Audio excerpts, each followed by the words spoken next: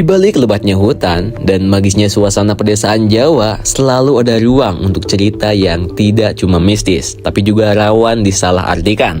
Apalagi kalau sudah berkaitan dengan agama. Di tanah yang penuh dengan tradisi dan kepercayaan turun-temurun ini, nggak sedikit orang yang menyusupkan ajaran-ajaran menyimpang, tapi dibungkus dengan label Islam agar terlihat sah.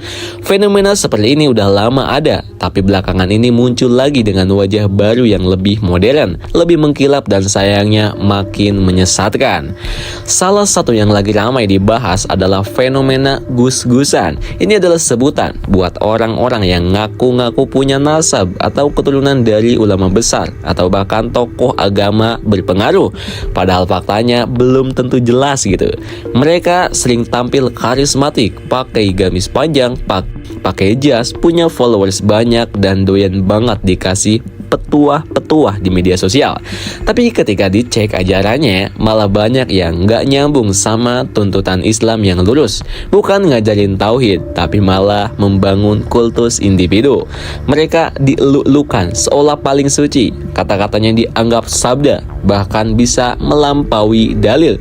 Dan yang lebih parahnya lagi, mereka tuh sering banget dicium tangannya oleh jamaah, seolah-olah itu satu-satunya jalan untuk mendapatkan berkah gitu. Ini kayak film Walid banget. Gak cukup di situ, makanan bekas yang mereka makan juga dianggap punya keberkahan. Bayangin, nasi sisa, sendok, gelas, bekas minuman mereka jadi rebutan jamaah. Katanya sih biar dapat berkah gitu. Tapi pertanyaannya adalah, ini masih Islam atau udah nyuruh jadi pemujaan figur gitu? Ya kan? Fenomena ajaran sesat model baru ini juga banyak muncul dalam bentuk pengajian kekinian yang penuh hiburan gitu. Salah satu yang paling rame adalah sholawatan dengan iringan musik dugem. Musiknya beat EDM, lightingnya kayak konser, dan orang-orang joget sambil baca sholawat. Ini kocak banget. Katanya sih ini dakwah gaya baru, pendekatan buat generasi muda biar enggak bosen katanya. Tapi yang terjadi adalah makna salawatnya hilang gitu. Aura terbuka di mana-mana, laki-laki dan perempuan campur baur, bahkan ada yang selfie sambil nangis karena merasa dapat hidayah. Mirisnya. Emangnya hidayah datang dari suara bass yang gedebak-gedebuk itu? Kocak. Dalam Islam, adab lebih penting daripada vibes ya guys. Gak ada dalam syariat Nabi yang ngajarin salawat itu sambil joget-joget bareng dalam kerumunan tanpa batas adab dan gender. Dan yang paling bikin miris, jamaah acara-acara semacam ini gak cuma datang untuk ngaji. Banyak yang hadir karena ingin ketemu gus-gusan, minta doa langsung, bahkan berharap bisa disentuh biar hidupnya lebih berkah. Ini SDM-nya rendah banget.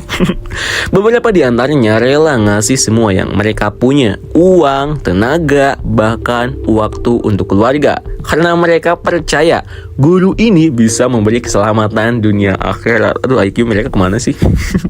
Di titik ini, ajaran agama tuh udah digeser jadi penghambaan pada manusia. Kan gokil banget. Ini bukan lagi soal bimbingan spiritual, tapi udah masuk ke ranah manipulasi dan pengkultusan. Semua ucapan si guru dianggap mutlak, walau kadang bertentangan dengan syariat gitu. Kalau diurusin, jawabannya simpel, antum belum sampai makamnya. Ya, bilangnya gitu sih. Sayangnya ajaran-ajaran kayak gini nggak cuma tumbuh di desa-desa pelosok yang kurang akses ilmu agama gitu. Mereka juga aktif banget di media sosial. Mereka punya akun Instagram, TikTok, bahkan YouTube dengan jutaan views loh guys. Kontennya itu dibungkus visual keren, kutipan-kutipan Islami, tapi ujung-ujungnya tetap menjurus pada ajaran yang menyimpang.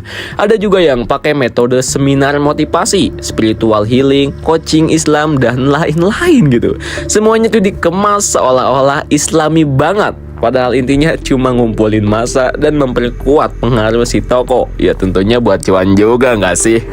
Di sisi lain, fenomena ini tuh tumbuh subur banget karena banyak masyarakat yang sedang haus spiritualitas. Kocak, tapi nggak tahu harus kemana gitu. Emang gokil banget ya. Mereka lelah dengan rutinitas, stres karena hidup, dan mencari makna lewat jalur agama. Tapi karena literasi agama mereka lemah, rendah banget, mereka jadi mudah banget terjebak. Dan yang paling paling rawan adalah generasi muda yang merasa religius lewat konten-konten viral, tapi nggak punya dasar ilmu yang kuat. Kalau ngaji via TikTok doang, ya jelas gampang tersesat dong. Beda nih antara vibes Islami dan pemahaman Islam yang hakiki gitu. Dalam situasi seperti ini, penting banget peran ulama dan tokoh-tokoh agama yang beneran lurus standar keilmuannya. NU, Muhammadiyah, MUI, dan lembaga-lembaga keislaman lain harus aktif banget nih menjangkau masyarakat. Gak cuma lewat masjid doang, tapi juga media sosial. Kalau kalah cepat sama para gus-gusan ini, ya umat bakal dibimbing sama orang yang lebih paham algoritma daripada akidah gitu. Tapi tentu, tanggung jawab ini juga nggak cuma di pundak mereka. Kita sebagai masyarakat juga harus cerdas nih. Jangan bodoh-bodoh ting. Jangan gampang percaya dan jangan cepat terharu. Dan juga jangan sembarangan ngasih kepercayaan kepada siapapun yang ngaku punya jalan ke surga. Aduh, mirisnya. Jangan salah paham dulu guys. Islam memang agama yang penuh cinta, tapi juga penuh aturan. Nggak bisa dimainin seenaknya. Nggak bisa dicampur-campur dengan budaya, musik, atau gimmick semata demi mendekatkan anak muda. Kalau pendekatannya menyalahi syariat, ya tetap aja salah. Seberapapun niat baiknya, ibaratnya itu racun yang dibungkus permen, ya tetap aja racun kan. Akhirnya kita harus sadar nih, kebenaran itu nggak butuh gimmick. Ia itu bersinar dengan sendirinya, tapi tugas kita adalah menjaga agar cahayanya tidak tertutup oleh kabut mistik, sensasi, dan karisma palsu. Jangan sampai di tanah seindah dan sekaya Jawa ini, Islam yang murni malah tenggelam oleh ajaran sesat yang menjual mimpi dan sensasi. Saatnya buka mata kalian, tajamkan hati, dan belajar deh membedakan antara cahaya kebenaran dan lampu strobo yang hanya bikin silau sesaat. So, gimana menurut kalian nih guys? Tulis pendapatnya di kolom komentar ya.